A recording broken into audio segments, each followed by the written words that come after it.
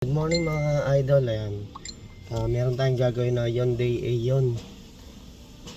Ito nga kasi babiyahe si idol, syempre kay idol Nasar. Thank you idol Nasar, talagang halos lahat ng sasakyan niya is dito namin nagagawa. Babiyahe sila.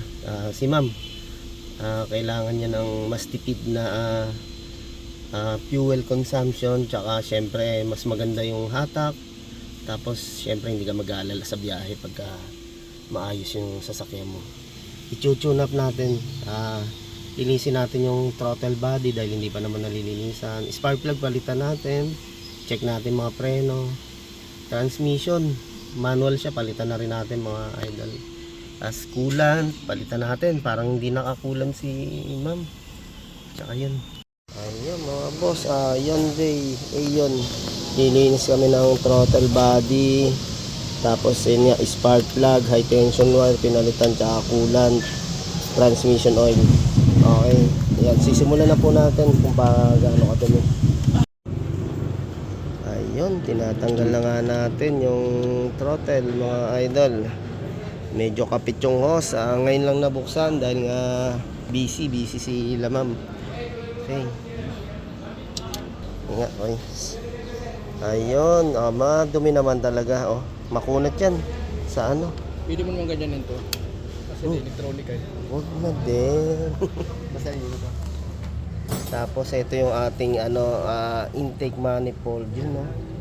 Sa susunod mo na to boss, pag nag 100 ka 120 yan, no? Dudukutin ko na lang muna dyan. Okay. Window ng intake. Ito mga boss, pwede nyong isabay, pwede rin sa 120k mileage. Kasi may mga dumi rin to na nanggagaling dyan. Ayan, Tanggalin mo ito mga boss, nagpalit kami ng spark plug. Binigay na rin yung high tension wire ni bossing.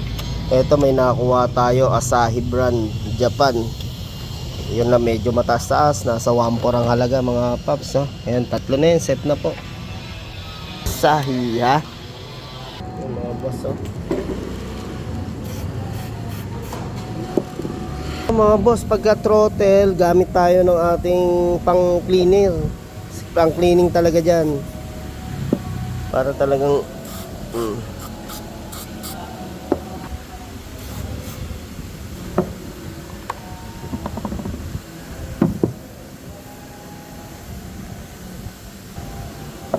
ano yan mga boss, ingatan nyo lang yung kailangan matibay-tibay na pang linis. Hindi pwedeng madurog sa loob yan. Ito wipes to. Sa susunod yan, pwede na pabadali ni boss tong kakalasin natin yan. Kinakalas din po yan pagka gusto nyo palinis yung intake manifold. Ganyan.